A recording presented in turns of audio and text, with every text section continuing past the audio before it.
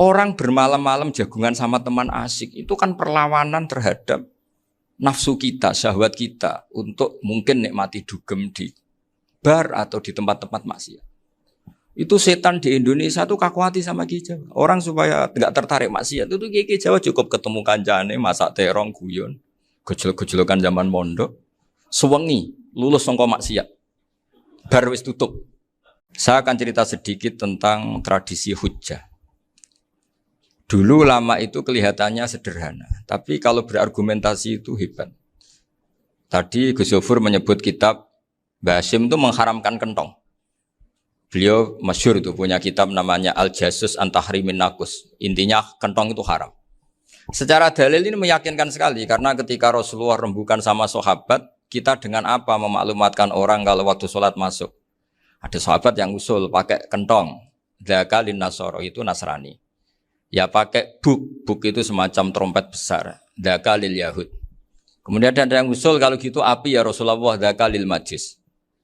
Sehingga dari hadis itu Mbah Hasyim berpikir kentong itu haram.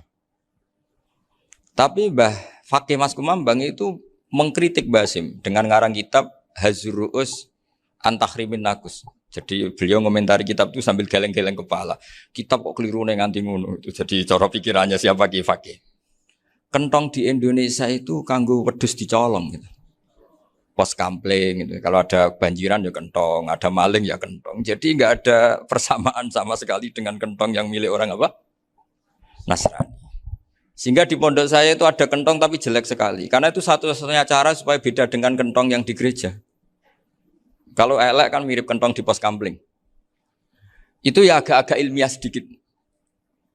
Dulu ceritanya Gus Yofur itu saya teruskan. Itu singkat cerita, itu kalau yang di kejadian di Termas itu Mbah Dimyati sudah nyuruh semua kentong disembunyikan karena mau ada Mbah Hasyim.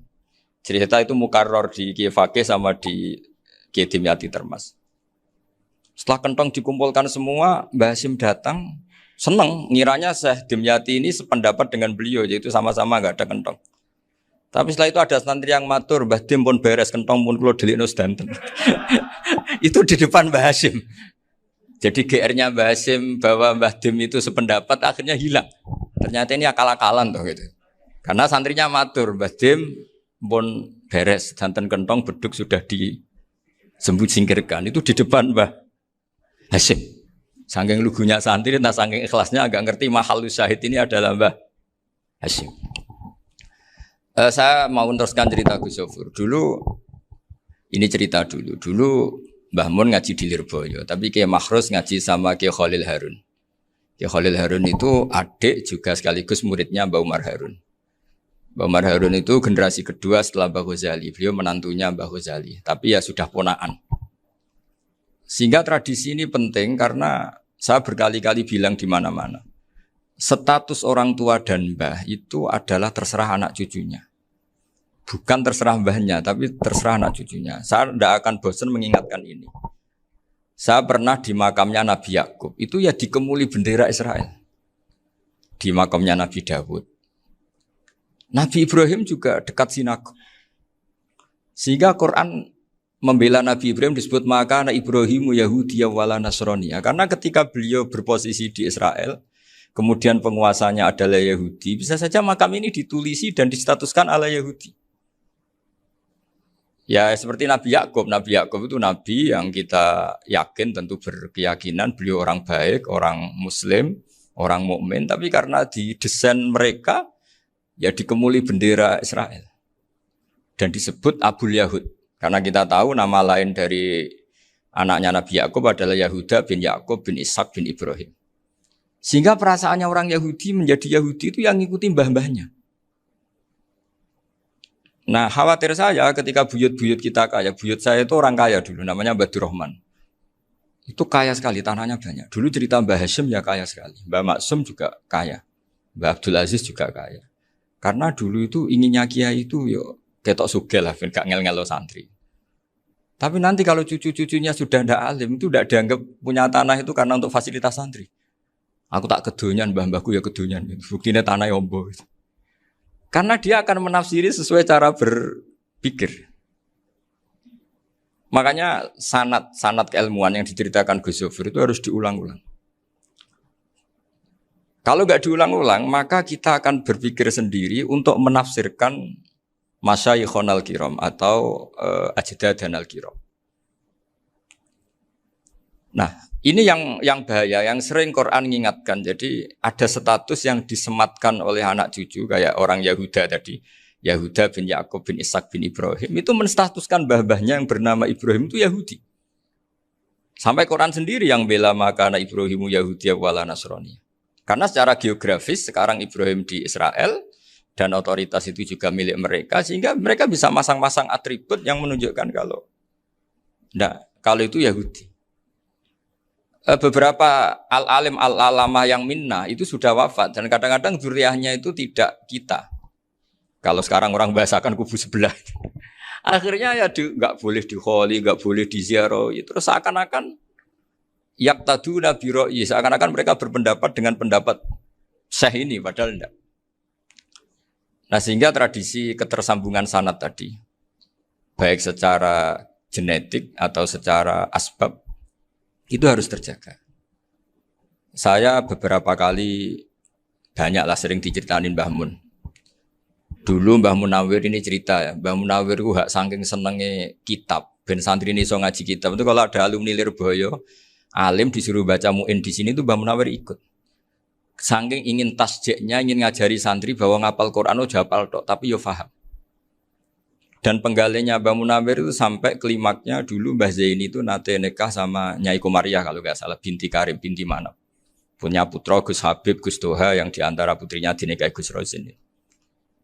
Terus akhirnya kesampaian juga ketika Mbah Munawir punya mantu alim alama namanya Mbah Ali Maksum, angsal Nyai Hasyimah. Sampai Pondok Kramjak ma'ruf bil ilmi, terutama ilmu sorof dulu karena Mbah Maksum itu komplain, fa'ala yafulu kok terus fa'alan ya, fa'ala yafulu ya uf'ul gitu kan, masuk fi'il kok jejer isim gitu. Jadi dulu kata Mbah Mun itu ada persaingan ilmu sorofnya Mbah Maksum Ali Kuaron sama Mbah Ali Maksum Jogja. Jadi walian tok, yang satu Maksum Ali Kuaron, yang satu Ali Maksum. Ya itu dulu saingan ngarang sorof. Nah ini yang menang siapa? Ya terserah dzurriyyahnya. Kalau dzurriyyahnya keren ya menang karena terserah yang kampanye. Saya bayangkan adekan Mbah Zubair tidak punya anak sealim Mbah Mun, mungkin kalau Mbah Zubair juga tidak sewow kalau punya putra Mbah Mun. Karena saya berkali-kali bilang kalau dalam syair Arab itu kama takarroma, kadang dilafatkan kama tasyarrafa bi Muhammadin adnanu. Orang berpikir Adnan itu siapa? Itu karena ada Nabi Muhammad SAW. Orang mencari-cari Mbah Mun itu mencari Mbah Zubair karena ada Mbah Mun. Orang mencari Mbah Dahlan karena ada Mbah Zubair. Wong kok alime ngono iku bapake sapa? Wong kok alime ngono iku putune sapa? Tapi kalau kita ini sudah ndak alim, ini orang sudah enggak tertarik nyari-nyari leluhurnya karena dianggap selesai. Jadi yang dengan tanda kutip yang menghabisi mbah-mbahnya itu ya mesti cucunya. Ini mau ngamuk, mau peringatan, tapi ini juga peringatan pada diri saya sendiri. Jadi sehingga dzurriyyah ini penting. Kenapa para nabi mesti donga dzurriyyatan thayyibah? Kenapa selalu berpikir tentang dzurriyyah? Wa ja'alaha kalimatam baqiyatan fi aqibi. Karena dzurriyyah ini yang nanti bisa menstatuskan leluhurnya. Seperti tadi cerita Mas Maftuh, ini tak puji betul, saya hari ini tidak ingin gojlok. Supaya kewalian saya tidak tergerus oleh kedoliman. Saya pernah diceritain Gus Zofur, juga sering baca buku tentang Mbah Maksum. Dulu Mbah Maksum kalau wasiat kembali ya gitu. Kamu harus NU dan harus mempertahankan NU. Tapi tidak dengan cara membenci Muhammadiyah. Dulu Mbah Mun juga sering cerita. Dulu Mbah Hasyim itu ngaji Syekh Mahfud. Nah, Mbah Ahmad Dahlan dulu namanya Darwis, sering ngaji sama Syekh Khotib Minangkabau. Zaman itu Syekh Khotib sudah modern, sudah ikut gerakan Abdu, gerakan Al-Manar. Sehingga bawaannya Mbah Ahmad Dahlan ini agak agresif. Yang Mbah Hasyim karena hanya mulazim di Syekh Mahfud, hanya sesekali ngaji Syekh Khotib, beliau lebih seperti itu. Dan dua beliau ini sama-sama pernah ngaji Mbah Soleh Darat di Semarang. Mbah Hasyim sama Mbah Ahmad Dahlan yang dulu namanya Darwis. Jadi ini masih min minuskatin wahidah mimam bain wahid. Sehingga kita tidak kaget ketika Mbah Ali Maksum mengomentari Muhammadiyah itu masih ahli sunnah wal jamaah. Makanya nanti terakhir saya baca kitabnya Mbah Ali dan sering saya pelajari. Andai kan kita ini sepakat dengan ilmu, ya kita tahulah Kalau Abu Hanifah itu tidak kunut, Imam Syafi'i kunut. Berarti kunut itu mazhabnya Abu Hanifah, bukan mazhabnya Mbah Ahmad Dahlan. Apa ndak kunut itu mazhabnya Abu Hanifah, bukan mazhabnya Mbah Ahmad Dahlan. Kita kunut itu mazhabnya Imam Syafi'i, bukan mazhabnya Mbah Hasyim. Ini semuanya masih dalam bingkai ilmu. Adzan qobla subhi juga riwayatnya jelas. Tidak adzan ya sudah perilaku kita sudah jelas. Dulu Mbah Mun sering didik kita gitu. Saya sering dengar cerita kalau dulu Pak Arif Fakhruddin begitu hormat sama Mbah Ali, apalagi duriahnya Mbah Azhar Basir, karena beliau dulu do ngaji di Termas. Dulu itu enggak ada masalah karena semuanya dianalisis pakai ilmu. Tapi sekarang pakai identitas, yang kunut tuh NU, yang enggak kunut Muhammadiyah. Berarti Abu Hanifah itu Muhammadiyah, Imam Syafi'i itu NU. Berarti Imam Syafi'i itu ya anak buahnya Ki Miftahul Ahyar kira-kira gitu kan anak buahnya Pak Said Akil. Kan terus jadi repot. Dulu kita ini pengagum ilmu, bukan pengagum perbedaan. Sehingga di sini yang saya kagum dari sekian ceritanya Mbah Ali Maksum, supaya kitab ini to the point, supaya nggak lama-lama karena waktunya juga. Nanti kalau kemalaman ini kena semprit ini sudah. Ini diantara yang diceritakan Bali itu unik. Imam Syafi'i itu sering tawassul, sering wasilah sama siapa itu? Abu Hanifah. Ini sudah tak petakan, saya baca yang sensitif lah. So, yang ini ya. Ziyar al-Babus Samin, terus sebentar ini yang bab tawassul.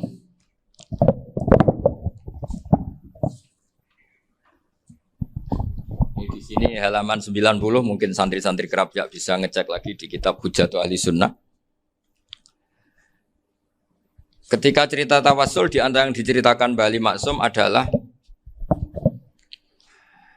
perilaku ya, bukan sekedar statement tapi apa? Perilaku. Perilakunya Imam Syafi'i atau ahwalnya kalau bahasa halusnya, yang selalu ke makamnya Abu Hanifah untuk tawassul. Padahal Imam Syafi'i itu orang yang secara ilmu sering kritik Abu Hanifah.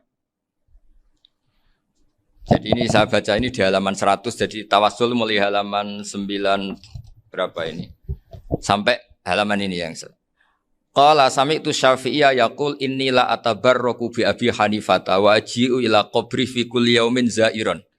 Fa idza uridat li hajatun shallaitu rak'atain, halaman 100, wa ji'tu wa sa'altu wa ta'ala al hajat indahu fama tabudu anni hatta tuqda.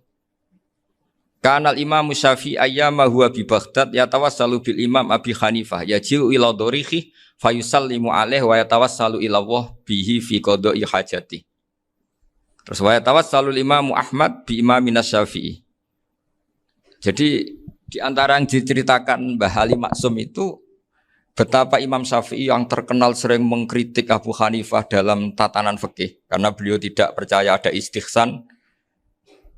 Abu Hanifah berpendapat adanya istihsan, dan kita tahu lah ikhtilafu Syafi'i wa Abu Hanifah itu besar sekali. Tapi beliau itu tahu Abu Hanifah itu orang yang sangat soleh. Abu Hanifah itu kalau ketemu sama orang yang utang beliau itu yang lari bukan yang utang Abu Hanifah, karena takut orangnya itu izin. Jadi kalau ketemu yang utang di jalan itu yang sembunyi itu Abu Hanifah. Kenapa engkau sembunyi? Ada yang utang saya lewat, nanti orangnya malu. Jadi setingkat Robi'ah Adawiyah itu beliau di rumah ada maling itu sembunyi. Ditanya kenapa engkau sembunyi? Malu, gak ada yang dimaling. Malu sama malingnya karena serumah itu gak ada barang yang layak dicolong itu. Itu Robi'ah dia sembunyi. Itu yang bisa niru itu Abu Hanifah. Jadi wali-wali besar ini ternyata saling menghormati dan saling tawassul. Nah saya berharap tawassul ini bukan sekedar perilaku sosial, tapi memang ada sanatnya. Sehingga terus diceritakan Bali di sini dulu istaqa Umar bil Abbas. Kata siapa tawassul harus dengan Rasulullah SAW? Dulu istaqa Umar bil Abbas. Sayyidina Umar itu tawassul istisqa dengan Sayyid Abbas. Padahal kita tahu Sayyid Abbas ini tidak nabi. Terus beliau cerita sampai Imam Syafi'i tawassul sama Abi Hanifah. Sehingga enggak ada perdebatan itu kan Umar. Kalau Umar kan ada jaminan boleh diikuti karena beliau sahabat. Bali cerita tentang Imam Syafi'i yang tawassul dengan Abu Hanifah. Seargumentatif itu. Sehingga ada cerita dalam sebuah tafsir, ya saya ulang lagi, ada cerita di sebuah tafsir, kenapa Nabi Musa ditanya Allah, wa matil kabiyaminika ya Musa. Ma'ana wa ta'ala a'lam, tentu Allah sangat tahu yang dibawa Musa itu apa. Karena Allah tahu Nabi Musa itu grogi. Orang dipanggil Wali Maksum pasti grogi, santri dipanggil Mbah Mun pasti grogi. Kenangan saya setiap dipanggil Mbah Mun ya mesti tanya, yang ringan-ringan, wis sarapan ya. Arung sarapan ya sarapan. Pas sarapan ya kan tanduk mangan sing enak wong santri ora tau mangan enak. Ya enggak pernah ngomong yang penting, ngendikan yang penting. Nah, karena Nabi Musa ini grogi, ini sebagian tafsir. Itu ditanya yang ringan, "Sakowe iku nggawa apa?" Karena pertanyaannya ringan, Nabi Musa juga ringan. Ya Nabi Musa itu sampai lali iku pangeran sing ya'lamu sirra wa akhfa. Diterangno. Niki tongkat Gusti. Gunane kathah Gusti tongkat iki. Qala ya aso ya atawakkau 'alaiha wa ahusyu biha 'ala ghanami wal ya fiha ma'arifu ukhra. Oh, tongkat Gusti niki penting mesti. Nggih nak. Nggih macam-macam lah Gusti. Atawakkau 'alaiha wa ahusyu biha 'ala ghanami kangge menghalokan wal. Masih terangno terakhir dan yang lain-lain Gusti. Wal ya fiha ma'arifu ukhra. Sehingga akhirnya rileks. Karena Nabi Musa terus ngerti. Ternyata ketemu pangeran itu enggak seserem yang saya bayangkan gitu. Pertanyaannya ringan. Itu ada ilmunya. Tapi cerita ini yang versi tafsir ini tidak yang seperti di Manaqibul Ghazali. Di beberapa kitab tentang Manaqibul Ghazali diceritakan di alam roh Nabi Muhammad sallallahu alaihi wasallam itu yubahi bi ummati, saking yubahinya sampai ngendikan ulama ummati ka anbiya Bani Israil. Ulama umatku itu pinternya atau statusnya itu mirip-mirip lah. Kaf itu ya mirip-mirip lah, mirip-mirip gaya ulamanya nabinya Bani Israil. Akhirnya Nabi Musa itu tersinggung sekali. Bagaimana mungkin ulama disamakan dengan apa? Nabi. Sehebat-hebatnya ulama itu kan tidak akan yabluhu darajatan nubuwah atau yartaqi ila darajatin nubuwah. Itu akhirnya ya kalau kamu nggak percaya panggil. Yang dipanggil Imam Ghazali. Ya Nabi Muhammad juga nggak mau kalah itu. Kalau manggil ulama RT ya kalah keok. Akhirnya Imam Ghazali datang. Ditanya sama Musa, "Mas Muka, nama kamu siapa?" Ana Muhammad bin Muhammad Al-Ghazali At-Tusi Asy-Syafi'i. Itu disebut panjang. Terus Nabi Musa guyu-guyu. Kamu lama kok ngomong yang enggak penting. Ditanya namanya kok penjelasannya sepanjang itu. Dianggap itu satu kesalahan. Masa tanyanya nama kok ditanya. Jawabnya Muhammad bin Muhammad Al-Ghazali At-Tusi Asy-Syafi'i. Kepanjangan itu. Ketika Nabi Musa agak mencibir, agak gimana itu. Terus Imam Ghazali, kalau ini masalah, lebih masalah jenengan. Apa itu? Yang tanya jenengan tuh Allah ya alamu sirra wa akhfa. Dan Allah hanya tanya wa ma tilka biyaminika ya Musa. Harusnya jenengan jawab aso ya titik, bukan kepanjangan. Atawakkau 'alaiha wa syubha itu kepanjangan. Allah tanya yang di bawah kamu itu apa? Yang di tangan kamu. Harusnya jawabnya hanya aso ya. Tapi kenapa penjelasannya sepanjang itu? Sampai terakhir waliya fiha ma'arifu ukhra. Terus pinter tenan jadi gitu. Terus ada Nabi Musa terus bilang, ya pinter tenan aja gitu. Padahal kita tidak pernah GR seperti itu kan kebetulan Imam Ghazali gitu. Kalau yang lain mungkin ya keok lah kira-kira gitu. Tapi ini cerita dalam khazanah keilmuan. Benar yang dikatakan Gus Zofur. Saya termasuk orang yang pernah mondok Lirboyo Pasanan. Jadi setelah saya disuruh nemani Gus Kamil, tahun berikutnya Gus jenengan disuruh. Pokoknya anakku mbok sak wulan lah kudu tau mondok Lirboyo. Piye-piye aku tau ngaji Wakarim. Terus yang disuruh Mbak Turi Gus Kamil itu saya. Jadi saya pernah 1 bulan tuh di Lirboyo. Karena saya ini santri beling ya, kontraknya pokoknya penting ziarah Bakarim. Biasanya enggak pernah ngaji ya. Pokoknya yang bareng Isa. Ziarah ya sudah. Ngaji subuh ingat saya sama Gus Imam. Itu dari 17 hari ingat saya ngaji 2 kali. Tapi kalau ziarah ke Bakarim sudah lupa jumlahnya karena memang kontraknya disuruh ziarah. Sampai seperti itu. Dan saking senengnya bangun sama Mbak Karim sama masih ingat. Ngamplopi salam template itu masih ingat untuk Gus Anwar, untuk Gus Imam, untuk Gus Kafabi, termasuk untuk Gus Maksum. Itu malam-malam saya dijak ngamplopin. Zaman itu saya masih ingat selawewu. Zaman itu kos 1 bulan itu 13.000. Jadi kira-kira kalau 25.000 itu untuk kos 2 bulan. Jadi saya krusnya itu pakai kos. Saya masih ingat Mondok Sarang itu kos 1 bulan 13.000. Berarti kira-kira 500.000 itu di amplopin sendiri sama Bang. Ini untuk Gus War, ini untuk Gus imam ini untuk Gus. Padahal Gus Imam ini mondoknya sudah di Mbah Mun. Itu Mbah Mun hormatnya sampai untuk jatah salam tabligh. Nah yang ribet kebalikannya, kita pulang Gus Imam karena melihat Gus Kamil ini putrane Mbah Mun, Gus Kamil disangoni. Saya juga disangoni karena Gus Imam dulu ngaji juga sama Pak D saya, sama keluarga saya. Itu kata Gus Kamil setelah keluar, mau kamu nih gua abal, boten berarti gua aku. Karena ini penting, ini kalau sampai dianggap tukar guling, ribet deh. Jadi ditakwil sendiri lah, mau kamu nih gua abal ya, boten wis, yes berarti halal. Tapi sama Mbah Mun ya ditanya. Ditanyanya bukan apa karena untuk meneruskan tradisi bahwa kalau kiai ketemu itu ya saling memberi hadiah, saling itu sudah faqaddimu baina adena juakum apa? Sedekah. Sehingga ketika Kapya ini punya Bali Maksum alim alama, kemudian melahirkan murid-murid yang juga ipar kayak Mbak Warsun bisa ngarang apa Kamus Al-Munawwir, Pak Bik juga punya karangan Kamus Al-Mu'asir. Saya itu punya semua. Karena ini adalah buah dari bahwa kita ini tidak kalah sama produk-produk yang di sana. Bahwa produk di kita ini sudah cukup untuk mengantarkan orang menjadi alim alama. Dulu Mbak Zubair ke Mekah ya sudah alim alama. Gus Zufur ke Al-Azhar sudah alim. Semua teman-teman kita ke Mekah itu sudah alim semua. Padahal produk mondoknya ya tadi. Mau digojlok kiai ini, terus mangkel be keamanan biasanya. Biasanya musuh besar pondok itu keamanan. Jadi bukan berarti gojlok ibunya Gus Maftuh enggak. Biasanya keamanan itu musuhnya apa? Banyak. Itu tradisi keilmuan itu harus dijaga dengan hujjah dan dengan tadwin, dengan pembukuan. Saya punya sekian cerita ya. Misalnya dulu kita mungkin iskal itu janggal. Kenapa sih orang Islam tukaran sama orang Islam? Sehingga di antara doa Nabi yang enggak dikabulkan Allah, enggak boleh dikabulkan sama Allah enggak boleh, bukan berarti enggak mustajab.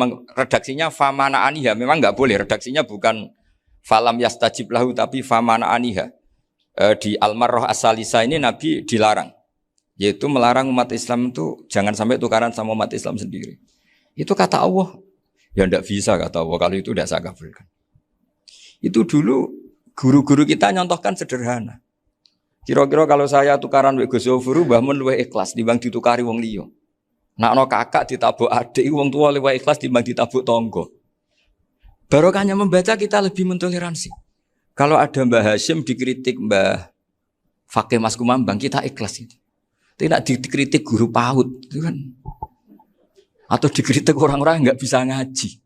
Artinya ternyata keliru kita bilang kiai kok tukaran. Justru bagus kiai tukaran dibanding kiai dikritik guru PAUD atau dikritik orang-orang yang enggak bisa baca kitab.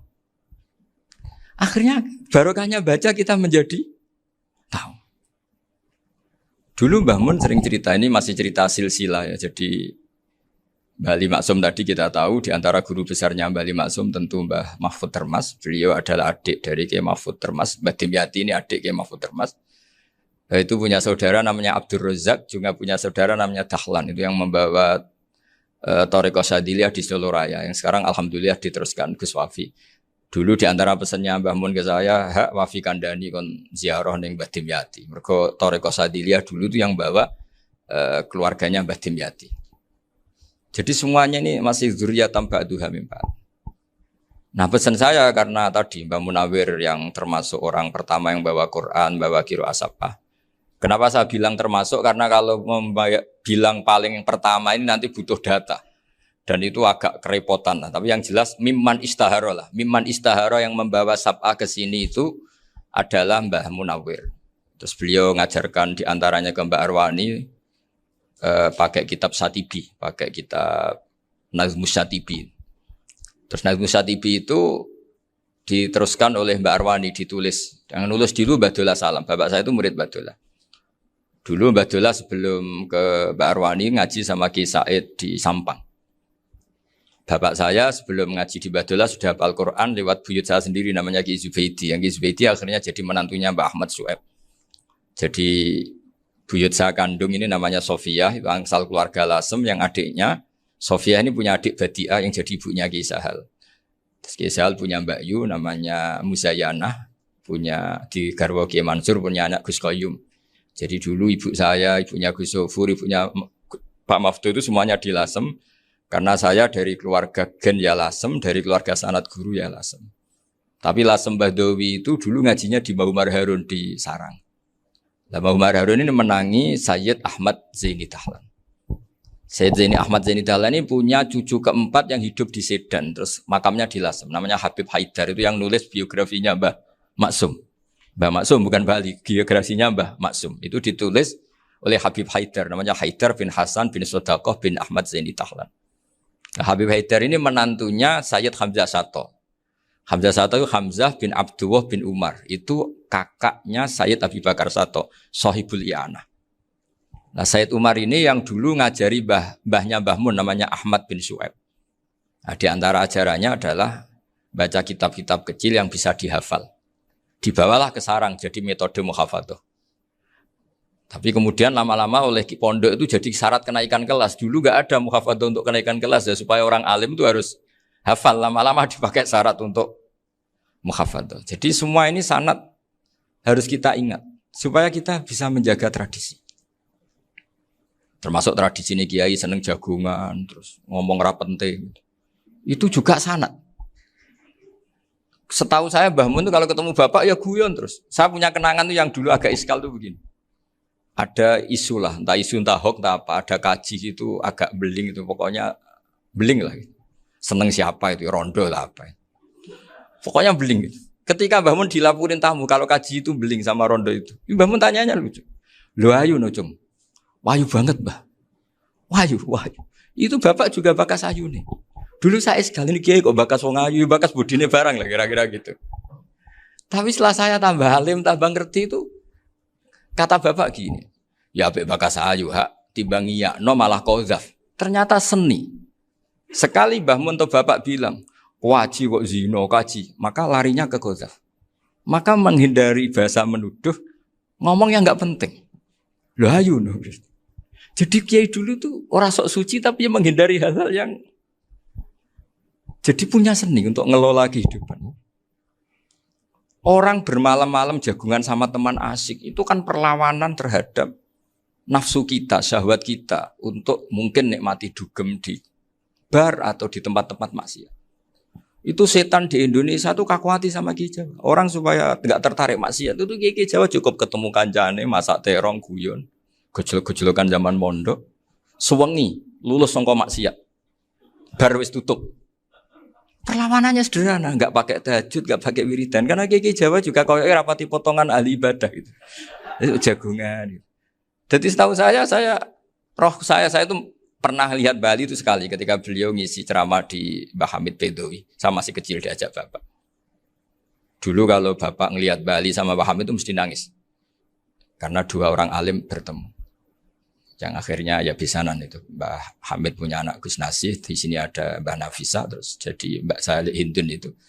Jadi dulu tuh ya guyon terus ketika ketemu. Itu yang sering bodoni Mbah Hamid itu ya Ki Bisri.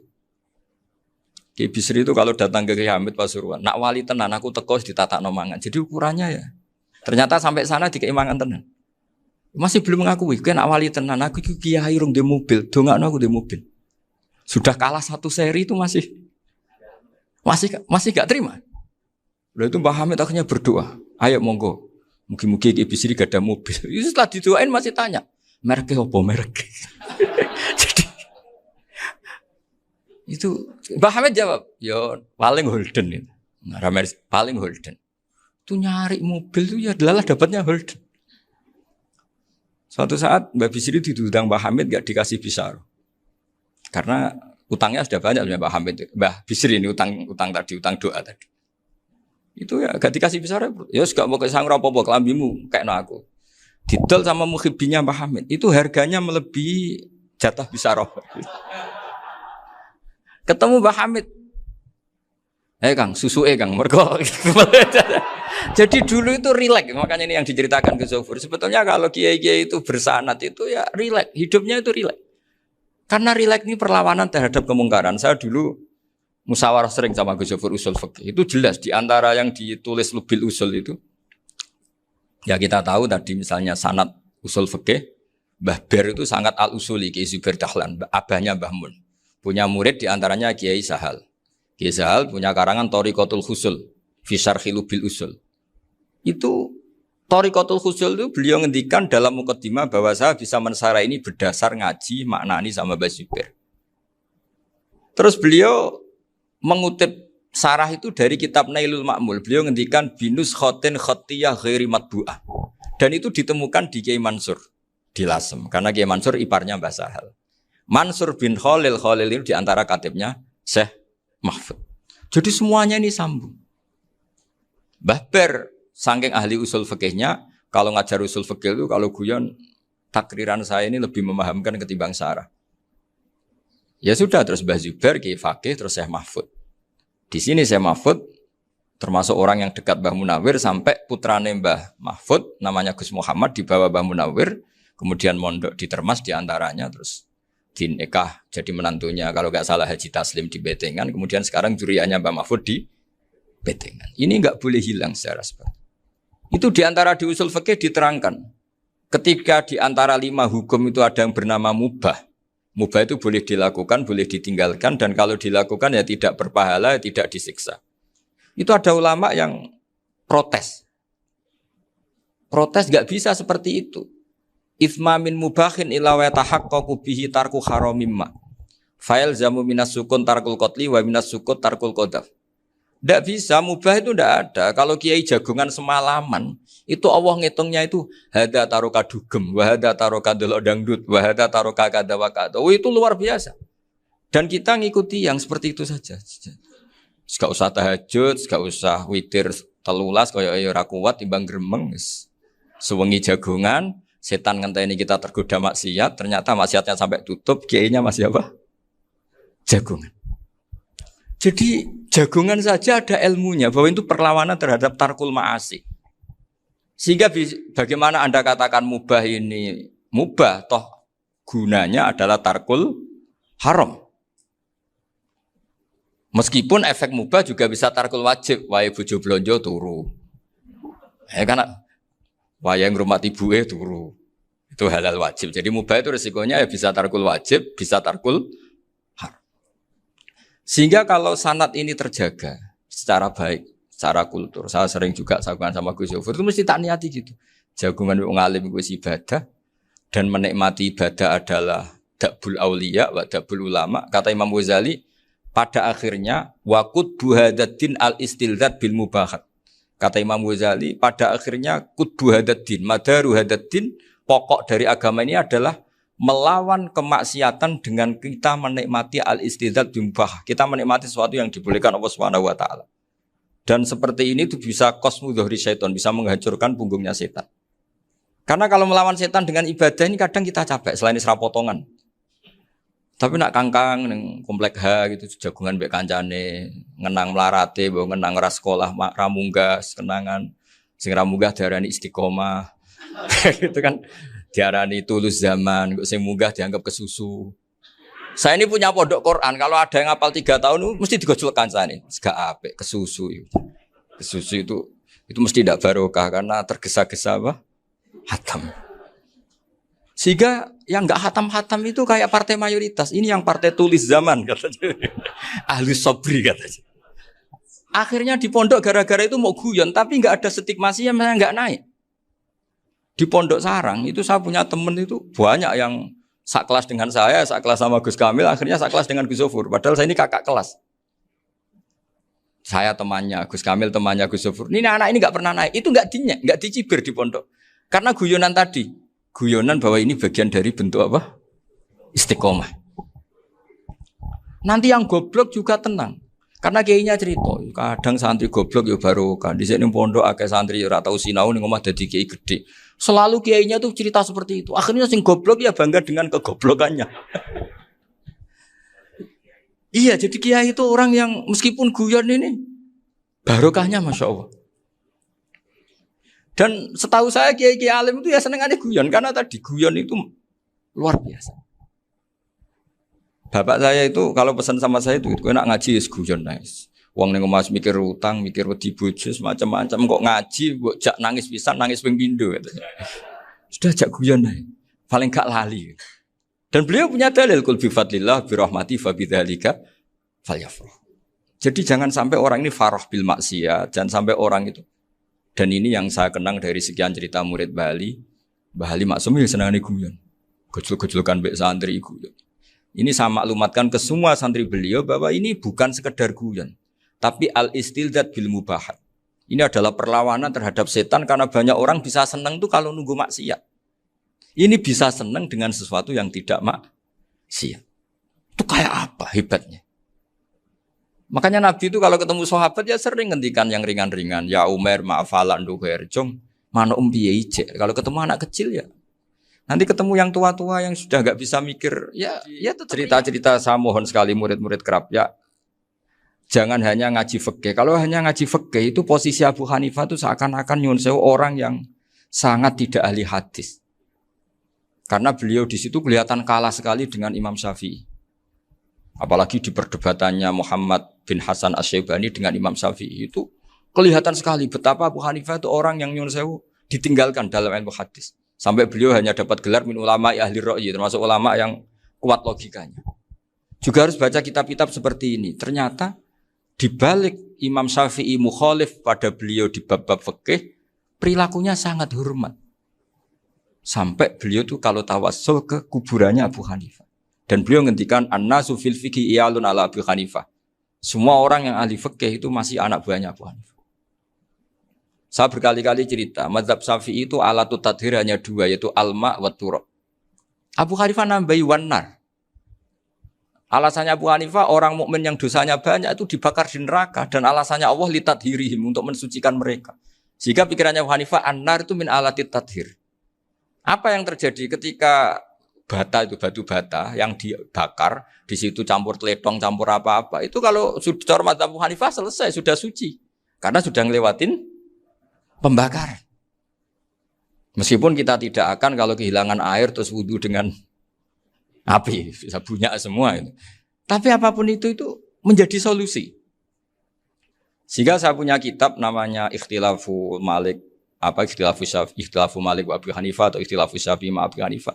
Itu kelihatan sekali kalau Abu Hanifah itu nyuruh posisinya kalah. Karena yang ngarang orang-orang Syafi'i. Tapi kalau melihat kitab-kitab kewalian, misalnya di kitab Mizan Kubro ini juga sering disebut kisah itu Mbah Ali Maksum tentang Imam Sa'roni. Berkali-kali beliau mengutip Mizan Kubro. Itu Abu Hanifah adalah orang yang sangat mukasyafah. Artinya ketika Nabi cerita air wudu itu menjatuhkan dosa, tidak ada air wudu yang jatuh ke kamu kecuali saat itu juga dosa kamu jatuh. Itu beliau datang ke Madharota Kufah.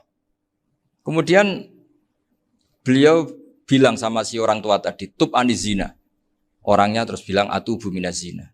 Ada lagi pemuda datang dibilangin tub an uquqi walidayka. Terus bilang tub tu an uquqi walidayya. Sampai yang terakhir ada tub an simai alatilahwi atau an samai alatilahwi. Terus tub tu an samai. Ketika orang itu ditanya, kenapa engkau begitu tahu dosanya apa? Saya tahu air wudu ini menjatuhkan apa. Jadi kira-kira kalau zina mungkin ya batang babi lah. Kalau hanya sekedar melihat bak-bak mungkin ya curut atau tikus lah kira-kira gitu. Nah dulu sediluk ya mungkin ya tikus cilik gitu. Nah dulu suwi ya tikus werok itu atau apalah. Pokoknya beliau itu tahu. Tapi anehnya Abu Hanifah apa? Setelah itu dia nangis minta mukasafahnya ditutup. Ya Allah, saya ini mukasafah kok malah menjadi tahu sawatil mukmin. Padahal aturan syariat jenengan man satara musliman satarahu, bahwa enggak baik melihat jeleknya orang mukmin. Minta ditutup. Makanya saya ini bangga ada mukasafah. Makom yang kita sampai sekarang tuh makom setelah Abu Hanifah mukasafah.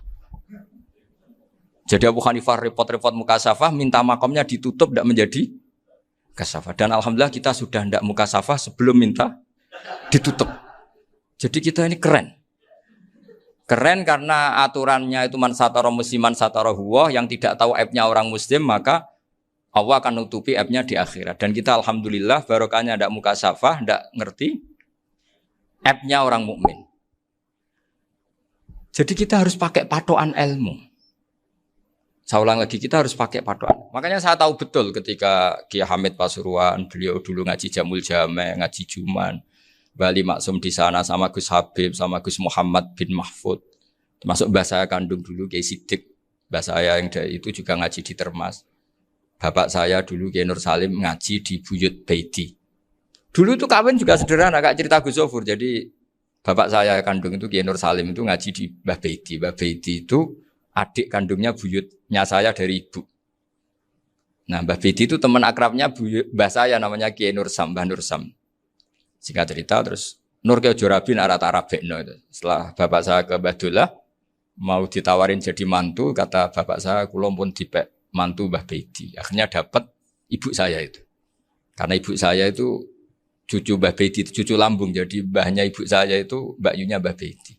Namanya Mbah Sofia tadi yang dapat Mbak Idris itu. Yang Mbak Idris ini bin Umar.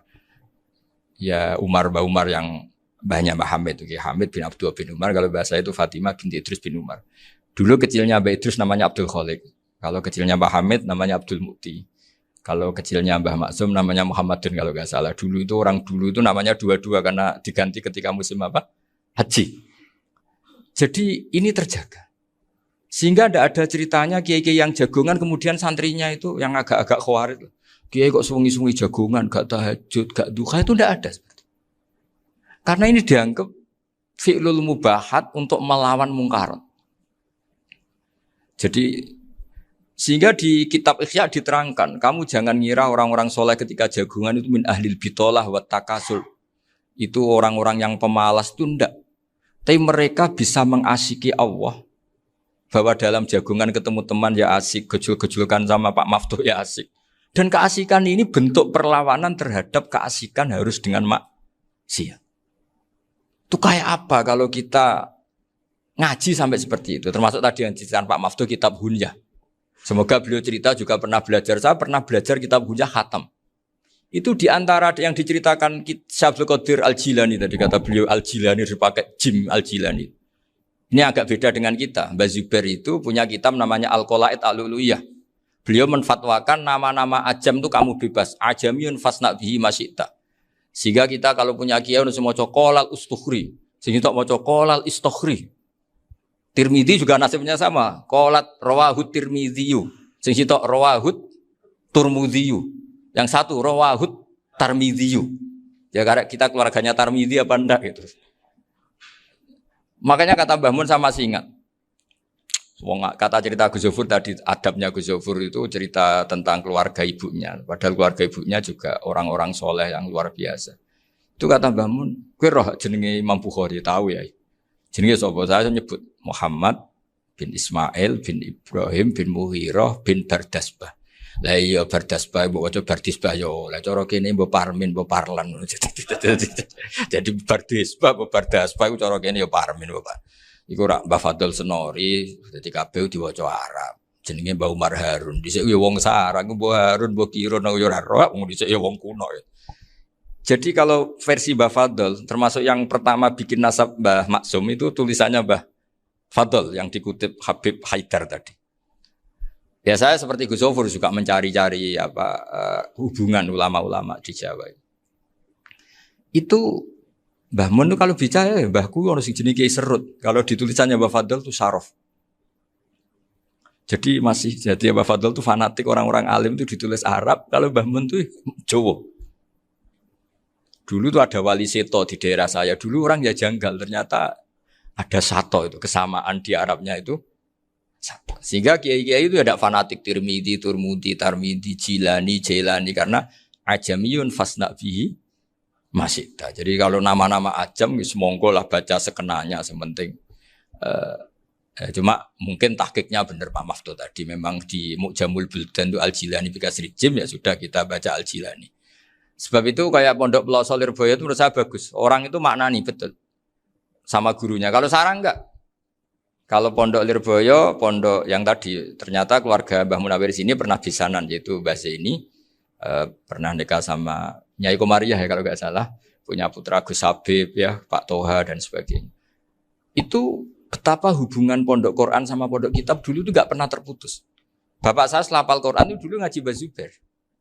Jadi bapak saya sering ngutip mu'en apa, padahal bapak saya itu terkenal tuh, beliau cita-citanya itu saya ingin hafal Quran kayak hafal Fatihah. Beliau itu sampai sepulahnya sekali. Karena beliau inginnya hafal Quran kayak hafal Fatihah. Termasuk murid terbaiknya Mbah Dullah bapak saya. Itu ya ngaji kitab. Sehingga kata Mbah Mun, jadi Mbah Munawir de mantu Bali Maksum, itu ya sudah dipenggali. Sudah dipenggali dituruti pangeran. Lahirlah seorang Bali Maksum yang membawa. Jadi dulu itu ya Gus Muhammad yang ngaji di Termas, nanti Mbak Arwani sebelum ngaji di sini ngaji di Tebu Ireng. Sehingga Mbak Arwani bisa ngarang kitab. Beliau ngarang kitab tentang Sab'ah. Faidul Barokat namanya. Ya nulisnya ya fasih ya. Saya punya tulisan tangannya Mbak Arwani itu banyak. Saya juga punya tulisan tangannya Mbak Hasyim Asy'ari ketika nyurati buyut saya yang di Damaran itu pakai bahasa Arab.